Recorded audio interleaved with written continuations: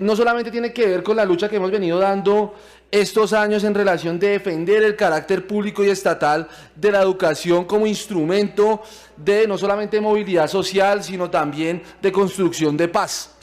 Y en ese sentido, pues traemos un documento que denominamos Recomendaciones para la Educación Postpandemia. Fíjense ustedes que en el último tiempo, tanques de pensamientos, la CEPAL, la OCDE, diferentes grupos de investigación de universidades tanto en Colombia como en el exterior han venido reflexionando. ¿Qué es eso de la educación pospandemia? ¿Cuáles son esos retos que hay? ¿Cuáles son esas dinámicas que se han venido presentando en el aula de clase y que es necesario que se empiece a reflexionar a partir evidentemente de este debate de control político, pero sobre todo tener en cuenta más cuando se está hablando que ya por tardar en marzo tendremos el total de los estudiantes colombianos en el aula, y eso implica unos retos en la administración pública. Entonces trajimos este documento para comentarles que, y abro con esta cita de la CEPAL: incluso antes de enfrentar la pandemia, la situación social en la región se estaba deteriorando debido al aumento de los índices de pobreza, primero, y de pobreza extrema, la persistencia de las desigualdades y un creciente descontento social. En este contexto, la crisis tendrá importantes efectos negativos en los diferentes sectores sociales, incluidos particularmente la salud y la educación, así como el empleo y la evolución de la pobreza. Entonces, primer elemento aquí, la CEPAL lo que nos está diciendo es que hay un contexto de pobreza estructural que viene de la pandemia, y evidentemente la pandemia en el continente, y exactamente en el contexto soachuno, desafortunadamente, por favor apagar micrófonos de los que están conectados en la virtualidad. Gracias. Entonces hay una situación estructural, pobreza y desigualdad en la región, y más en un contexto como en el de el colombiano y el de Soacha, donde casi el 80% de nuestra población está entre los estratos 1 y 2, pues evidentemente la pandemia ha dejado unos referentes, unos indicadores perversos que ya entraremos a mirar. Y entonces, la administración pública, ¿qué medidas tomó para afrontar la pandemia? Vamos a hacer un pequeño recorderis. Entonces, en primer lugar, se suspendieron las clases porque la idea era no propagar el virus. También se habló de la entrega de kits alimentarios, por eso vimos el PAE que se entregó regularmente en las diferentes instituciones a los padres de familia para asegurar algo de soberanía alimentaria. También vimos el esfuerzo institucional que aquí se comentó acerca de preparar a los hogares y preparar las diferentes infraestructuras en relación con garantizar la conectividad y avanzar en ello que han denominado el cierre de la brecha digital, ¿no? Que es garantizar que tanto estudiantes, maestros, directivos del sector educativo tuvieran las herramientas, tanto técnicas como pedagógicas, para poder afrontar el desafío de la cuarentena en sus hogares. Vamos, ese era el deber ser.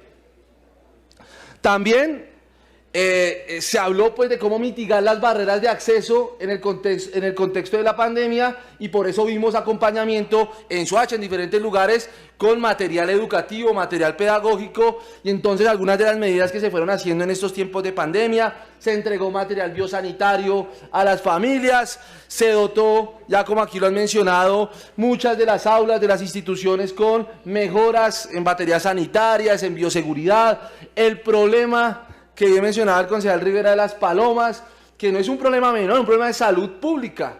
Y entonces un tercer llamado a la mesa directiva, entonces en esa comisión que tiene que crearse para hacer seguimiento al desarrollo de la nueva normalidad en el aula de clase, indiscutiblemente hay que introducir a la discusión a la dirección bioambiental, porque es que el tema de las palomas es un asunto de salud pública.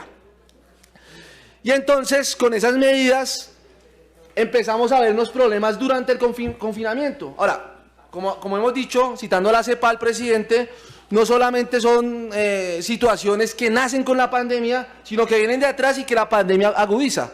¿Como cuál? El aumento de la pobreza y la desigualdad. Hace menos de 40 días el DANE arrojaba unas cifras tristísimas en relación con la pobreza en Colombia, el tema de la falta de comida en los hogares, el aumento de la informalidad, el aumento de la ilegalidad, etcétera.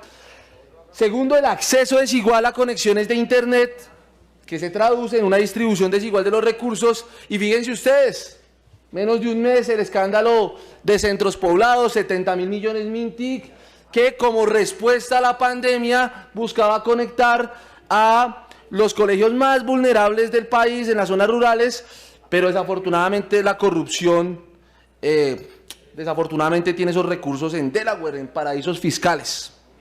¿Qué otros problemas en el confinamiento?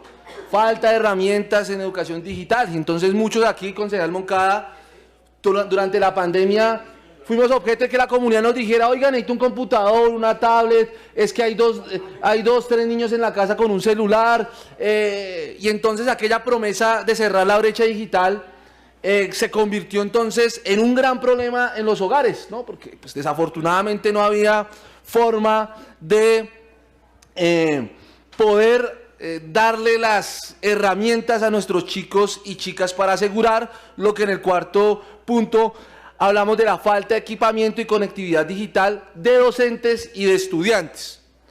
Otros elementos, servicios que se vieron afectados, señala la UNICEF, como cuáles servicios, la entrega de anticonceptivos, los servicios de salud mental, actividades recreativas, y todo ello tiene parte del aula, pero tiene consecuencias sociales. Es decir, que un chico o una chica, bueno, es decir, por una razón de fuerza mayor como la pandemia, no tenga acceso a servicios relacionados con la salud mental, los orientadores de colegio, con el apoyo psicosocial en materia de educación sexual y educación reproductiva, eso va generando problemas de largo plazo, ¿cierto?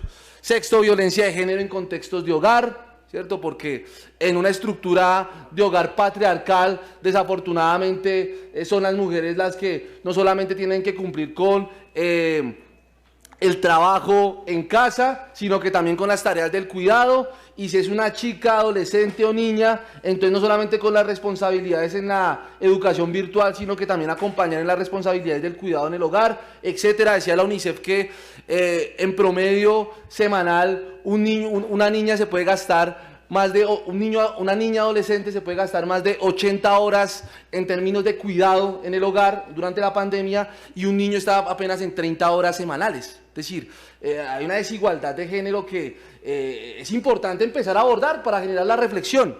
Pero ¿qué más? Pérdida de seguridad alimentaria en hogares, recordar aquella estrategia del trapo rojo, la gente de aquí para allá que con un mercado no se sobrevive, etcétera, porque desafortunadamente la estructura económica en Soacha, en el contexto soachuno, pues es de la informalidad, ¿no? El 35-40% de nuestra economía es informal, consideramos cada que usted que viene de la Secretaría de Gobierno, y la informalidad no es solamente el vendedor ambulante, el vendedor informal que está en la calle, la informalidad también tiene que ver con el emprendedor que en enero vende útiles escolares, en febrero entonces se prepara para San Valentín, en marzo se prepara para las festividades de Semana Santa, en abril va mirando qué hace, ahí va la informalidad, ¿no? Y entonces, en un contexto de confinamiento, eso termina de agudizarse. ¿Qué otros problemas? Aquí lo mencionaban los profesores, Pineda, la profesora Flor Ángel, Abadía, la sobreexplotación laboral al cuerpo docente, y aquí no es para echar culpas, digamos que son cosas que la misma pandemia generó. ¿Y qué problemas entonces va dejando la pandemia? O sea, esos son los problemas durante la pandemia. Entonces, aumento del embarazo adolescente, que ojalá la Secretaría de Educación nos pudiera comentar en el próximo debate de control político, cómo el tema del embarazo adolescente en la época 2020-2021. ¿Por qué? Porque desafortunadamente los chicos y chicas confinados pues estaban expuestos a diferentes peligros, y uno de esos peligros era el embarazo adolescente. Ya lo decía en la diapositiva anterior, la falta de servicios en psicosocial, la falta de servicio en atención y acompañamiento en salud sexual y salud reproductiva, pues va generando estos temas, ¿no? Ya vamos para las cifras. Aumento del hambre, vamos para las cifras del DANE, el aumento del consumo de sustancias psicoactivas. De hecho, hay una ONG que se llama Échele Cabeza lo que se mete en la cabeza, y decía que ha aumentado el consumo de drogas psicoactivas en adolescentes en más del 25% en tiempos de pandemia.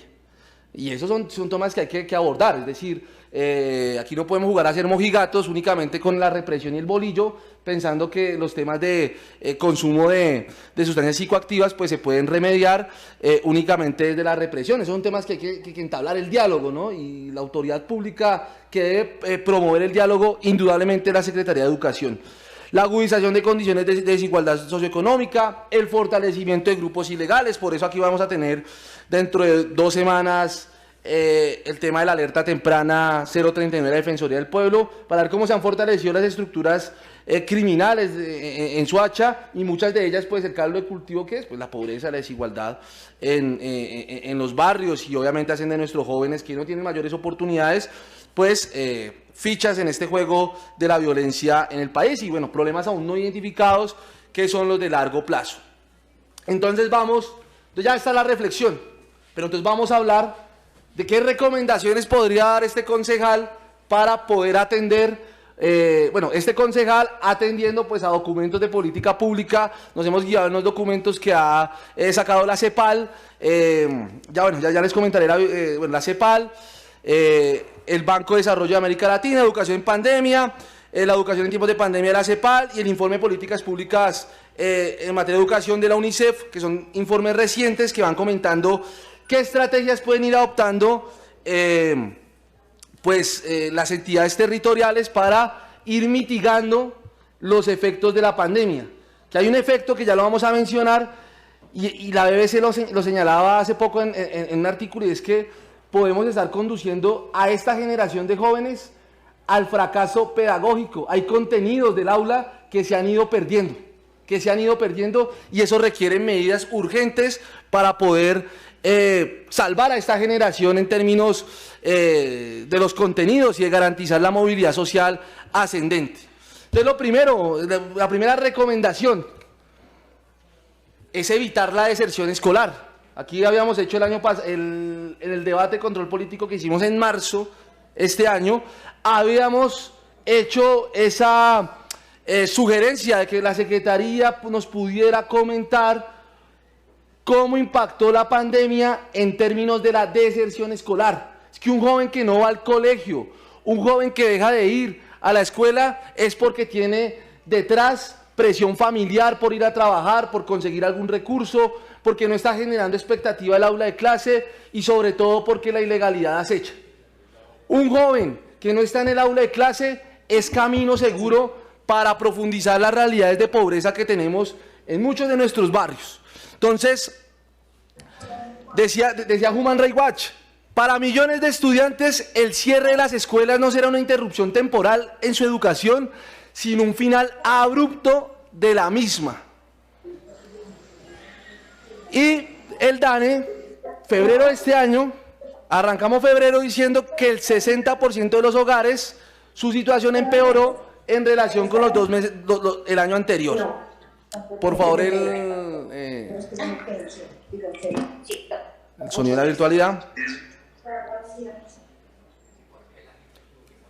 Y entonces vamos con un dato demoledor, que lo cita el informe de la UNESCO, es un estudio de una académica, Kaffenberg, dice, escúcheme bien, directivos, la directora de calidad, abro comillas, sin medidas correctivas, una pérdida de 1/3 del aprendizaje, equivalente a un cierre de las escuelas de 3 meses, durante el 3er grado puede provocar que un 72% de los estudiantes se queden tan rezagados que para el 10º grado habrán abandonado la escuela o no serán capaces de aprender nada en ella. Y entonces hemos durado 18 meses en una educación virtual que ha tenido todo tipo de problemas. No ha llegado la conectividad a los hogares, se ha profundizado la pobreza, digamos, por ser tan abrupta esta realidad, muchos chicos y chicas le cogieron pereza al tema de la educación virtual, los profesores no estaban lo suficientemente preparados pues para afrontar este desafío. Es decir, todo este caldo de cultivo lo que va determinando es que estas realidades se puedan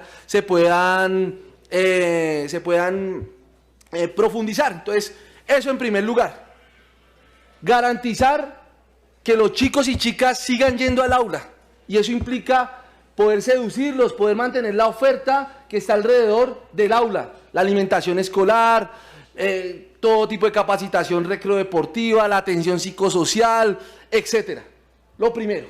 Y por eso es importante que la Secretaría de Educación vaya preparando, ojalá en un informe que le solicitaría a la Secretaría de Educación, un informe sobre lo que ha significado la pandemia en las instituciones educativas de Soacha, cómo nos ha ido en materia de deserción escolar. Que se ha aumentado la ilegalidad, presidente, se ha aumentado la informalidad, y gran parte de esos fenómenos tienen que ver con jóvenes menores de edad. Eso tiene una relación estrecha con las realidades de deserción escolar. Segundo, que le hemos mencionado, cerrar la brecha digital, es decir, poder otorgar a nuestros estudiantes las herramientas técnicas, formativas y pedagógicas de carácter digital. La capacitación al cuerpo docente, que sé que se ha venido trabajando, poder avanzar en cerrar la brecha. Tenemos una gran cantidad, en el caso de Soacha, el 60% de los hogares sin internet y sin equipamiento digital preparados para enfrentar o afrontar más bien una realidad educativa pues bajo la virtualidad, y eso implica que como la educación virtual llegó para quedarse, es necesario e indispensable que podamos avanzar en cerrar la brecha digital.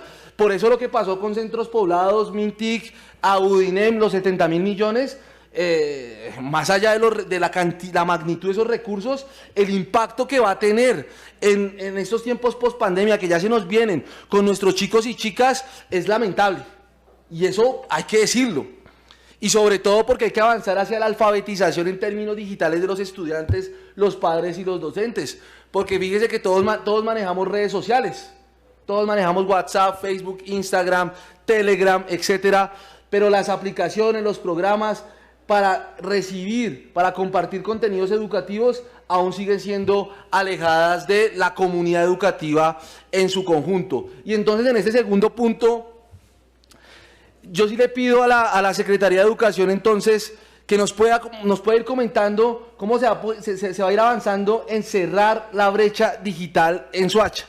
Que ningún niño, ninguna niña tenga excusa para no cumplir con sus responsabilidades en el aula de clase. Que ningún docente tenga como quejarse justa y legítimamente porque no tiene las herramientas que debe otorgar su patrón, que en este caso es la Secretaría, para poder ofrecer la clase virtual que llegó para quedarse.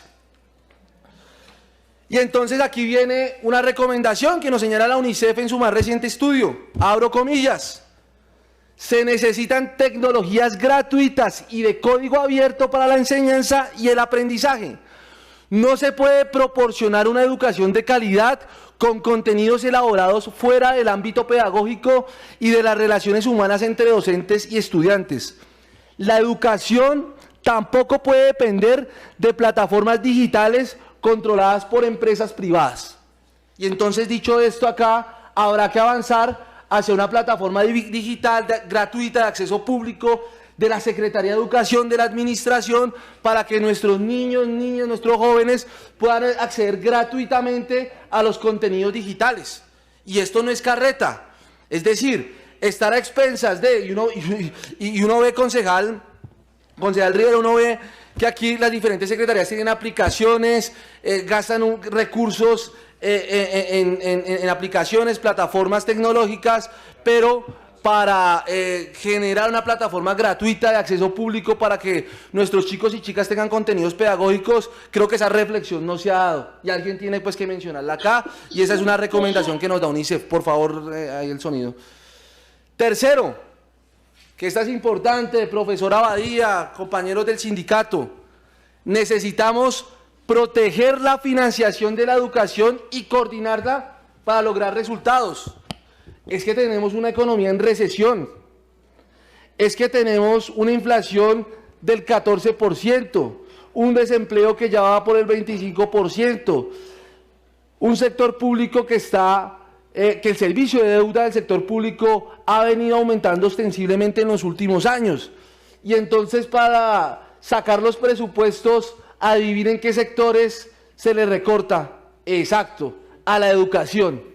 Entonces eso implica, doctora Trilleros, hoy secretaria encargada de Educación, doctora Gloria Álvarez, cuerpo de funcionarias de la Secretaría de Educación, que la Secretaría de Educación pueda fijar una postura clara frente a la defensa de los recursos de la educación de los jóvenes huachunos. Pero ojo, no de los recursos que se vayan en emergencias educativas que terminan es beneficiando y lucrando a los mercaderes de la educación. No, defender los recursos públicos que seguramente se van a venir afectando en los próximos años en relación con los recortes que se van a venir.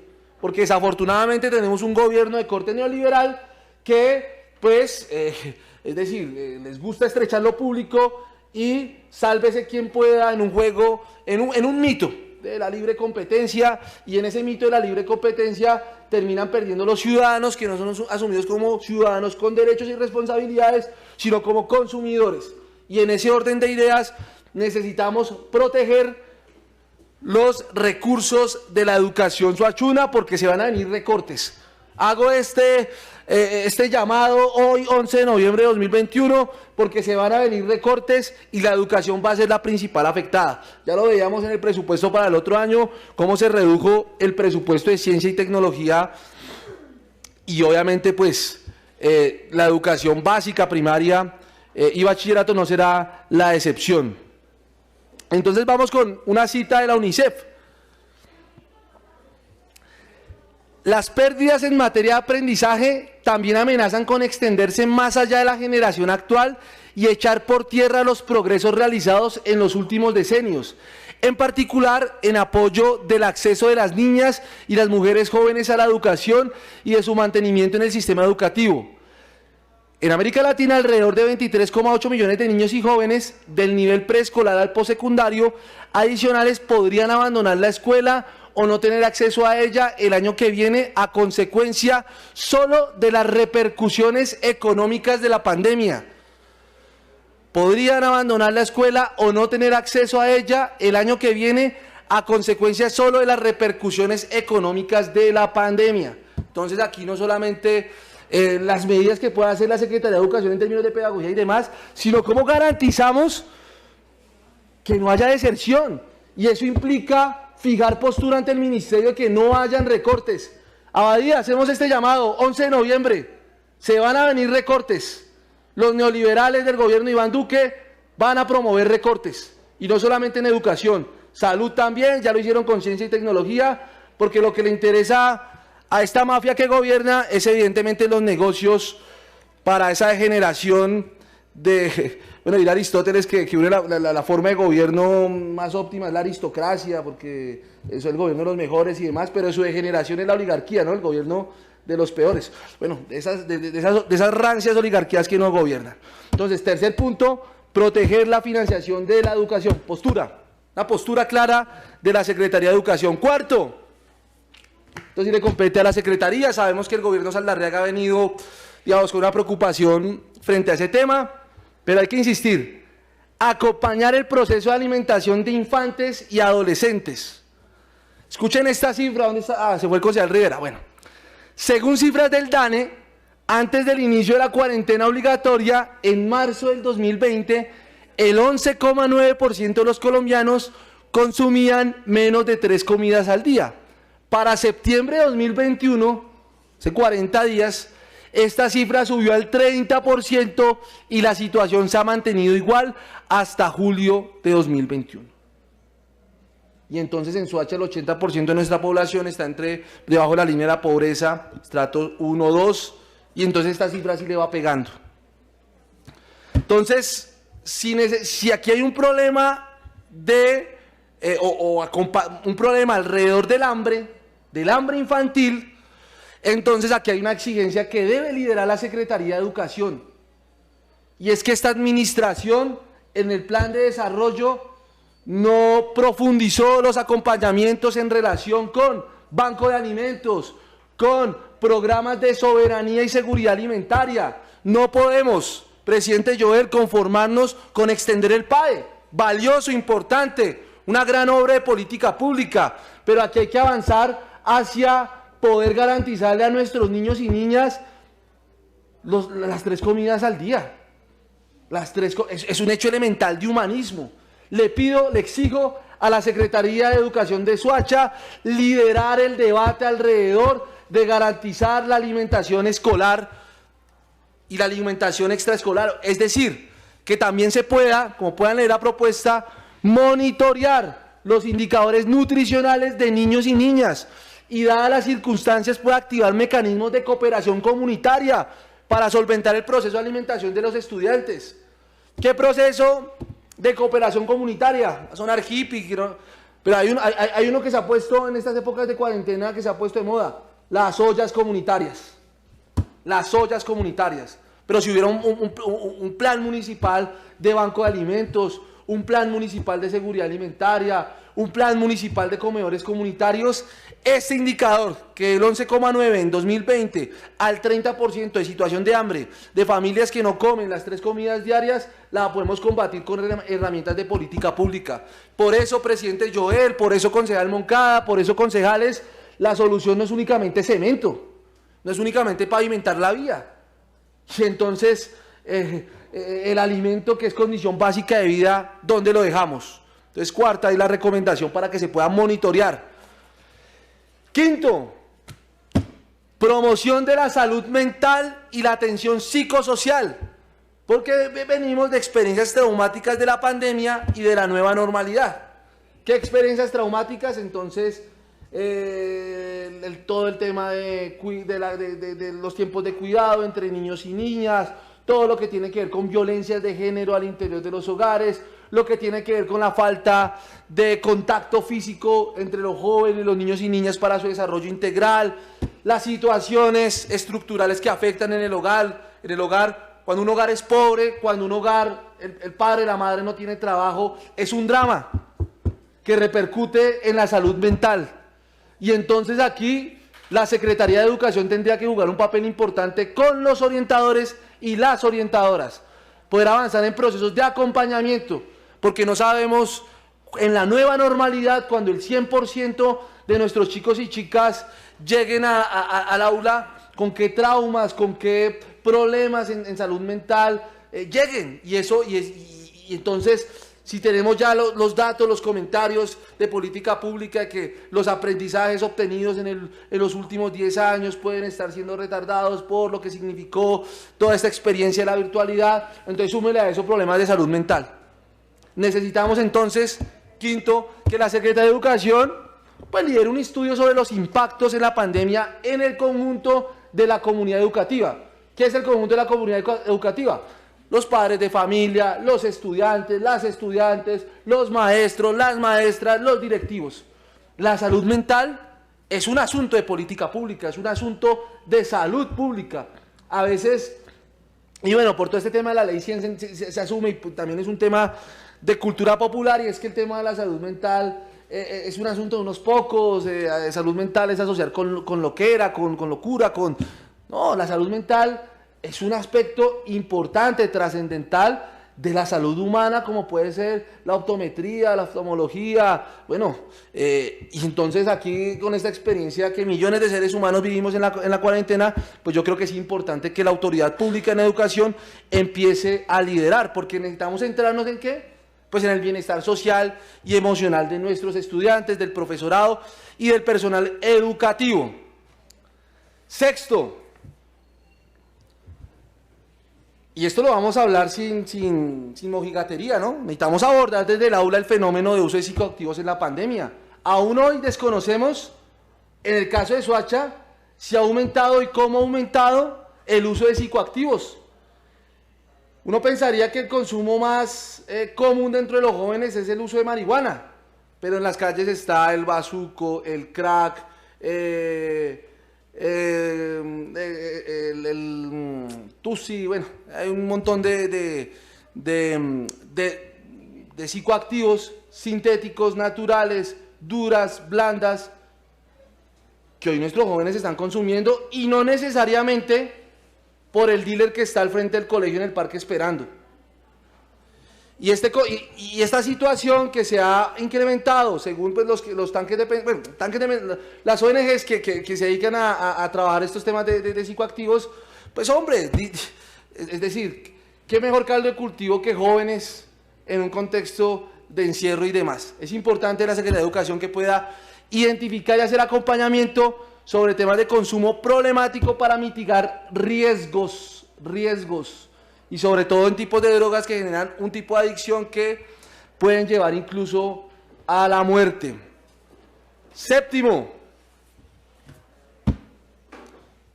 yo como soy un demócrata, pues yo creo que los derechos no tienen ni patria ni frontera. Pues nunca le he comido a ese tema de la xenofobia, nunca he creído que este país ha estado mejor antes de la llegada de la comunidad migrante. Ese es un fenómeno global, es decir, la migración venezolana es igual de equiparable a la inmigración de población árabe que llega a Europa, o de la población hindú que llega a los países árabes a trabajar, o de la población latinoamericana que llega también a Europa. Es decir, este tema de población migrante no deja de ser un fenómeno global. Hay una crisis socioeconómica, política en los países vecinos que tiene efecto en Colombia. No solamente la migración venezolana, por la zona del Urabá antioqueño tenemos una comunidad haitiana que está también intentando pasar por el canal del Darién, etcétera. Pero necesitamos, secretaria de Educación, Trilleras, perdóneme, excúseme, pues acompañar el proceso educativo de los niños migrantes. ¿Por qué? Bueno, primero porque son seres humanos, son sujetos de derechos, hay una serie de recomendaciones de la UNICEF, la Constitución Política de Colombia protege especialmente a los menores, etcétera. Y sobre todo, para cerrarle paso a la xenofobia y a posturas antidemocráticas en el aula que terminan más bien generando estigmas y pues fortaleciendo una serie de narrativas, de relatos que le terminan haciendo daño a los niños migrantes. Necesitamos que los niños migrantes estén en el aula, estudiando, compartiendo contenidos, trayendo lo mejor de su cultura para relacionarse con nuestros niños y niñas que también le aportarán lo mejor de nuestra cultura. Porque a largo plazo eso va a evitar profundizar dinámicas de exclusión, desigualdad y pobreza, y en el corto pues le resta camino a la ilegalidad, porque hoy las noticias de inseguridad pues desafortunadamente tienen mucho que ver con población migrante, con menores de edad, y justamente porque no tienen acceso o tienen acceso limitado al aula de clase. Por eso, en este séptimo punto, la recomendación es que empecemos a articular con ACNUR, que es la Oficina de Naciones Unidas para los Refugiados, con la Oficina de Migración Colombia, para tener en detalle pues, la situación de los niños migrantes en nuestro municipio. No voy a caer, Abadía, en xenofobias y en comentarios, prácticas fascistas, nada de esa vaina, al contrario. Niños y niñas tienen el derecho y la responsabilidad de estar en el aula de clase aprendiendo lo mejor que puedan y construyéndose como ciudadanos y ciudadanas íntegras, con pensamiento crítico y demás. Octavo, ya se ha dicho, pero hay que dejarlo puntualmente. El enfoque de género en el aula para entender la pospandemia. ¿Y qué significa el enfoque de género en el aula para atender la pospandemia? El enfoque de género en el aula para atender la pospandemia tiene que ver con que nuestras niñas, nuestras jóvenes tengan claro que tienen igual de responsabilidad que los niños y los jóvenes en la casa. Que ese es un carreto cultural del patriarcado, que las niñas tienen que estar en la cocina y el niño tiene que estar rascándose el estómago, como muchos nos criamos, porque también me crié así con una hermana, sí, pero afortunadamente fui a la universidad, afortunadamente hice otra cosa y entendí que eso estaba mal. Y entendí que mis padres pues me educaron de una forma no correcta frente a los temas de género. Pero ya que lo sabemos, no podemos hacernos de la vista gorda frente a introducir el enfoque de género en el aula para atender la pospandemia. Porque las tareas del cuidado se han recargado, porque nuestras niñas, nuestras adolescentes vienen de contextos de violencias domésticas, porque seguramente, y necesitamos esa cifra, secretaria, del embarazo adolescente en población que está en contexto de estudio, de aula de clase, y porque, bueno, la UNESCO ha hecho que señala que hay un aumento de embarazo adolescente en países de desarrollo. Y para ello, como el aula está en perspectiva de género, enfoque de género para atender la pospandemia, promover los espacios seguros para la atención y el acompañamiento de necesidades de nuestras niñas, nuestras adolescentes. Hay que avanzar hacia ese enfoque integral de género. Hay que cerrarle el paso a esas narrativas, lecturas político-patriarcales que dicen que enfoque de género es enseñar a ser gay, y no, eso es carreta. Enfoque de género es tener una visión amplia, integral de la vida, de las complejidades que hay en nuestra sociedad, de entender que hay unas desigualdades estructurales, y como autoridad pública estamos en la responsabilidad de hacer las reflexiones y sobre todo y aún, pues de generar los cambios que necesita nuestra sociedad, porque en últimas nos movemos con recursos públicos. Noveno, si me ayudan con agüita, porfa. Gracias. La eliminación de barreras a los servicios de salud, presidente. Porque los riesgos de salud han venido aumentando en la pospandemia, o han aumentado en la pandemia. Necesitamos hacer una evaluación integral, profesora Badía, profesora Flor Ángela, de cómo están llegando nuestros niños y niñas adolescentes. Cómo llegaron después de un año de no tener acompañamiento recreativo, de no tener acompañamiento en contacto físico, que es tan importante, pero también qué enfermedades, no solamente en salud mental, que ya tocamos ese tema, sino en salud física, se han venido dando para hacer el acompañamiento integral.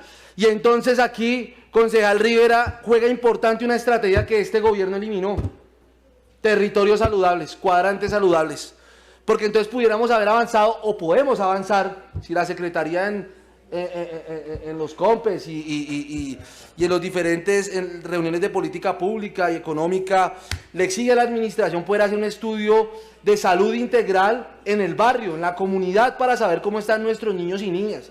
Esta administración desatendió, no sé si fue por un capricho ideológico o por qué fue, en la estrategia de cuadrantes de territorios saludables. Había que avanzar por lo menos en ella para poder entonces determinar en términos de salud, de servicios de salud, cómo llegan nuestros niños y niñas. Y evidentemente tenemos que, a la par de ese diagnóstico que hay que hacer, ojalá con una estrategia de territorios saludables, y ojalá me esté escuchando el doctor John González, secretario de Educación, pues que podamos fortalecer las acciones de cuidado y autocuidado. La olla el secretario de Salud, el doctor John González, estamos hablando de la eliminación de barreras de acceso a servicios de salud. Como estamos hablando de fortalecer de acciones de cuidado y autocuidado, mencionábamos acá que una práctica, una iniciativa de cooperación comunitaria terminan siendo las ollas comunitarias. Es una práctica de cuidado, de autocuidado, por poner un ejemplo. No me estoy enmarcando ni enfrascando únicamente en ella, pero sí creo que es importante poder tener ese diagnóstico in situ. ¿Cómo están nuestros niños y niñas en términos de salud en su contexto cotidiano, de barrio? ¿Cómo llegan a la educación integral, a la nueva normalidad? Porque el desempeño escolar, el aprendizaje y la calidad de vida están estrechamente relacionados o directamente relacionados con las condiciones de salud.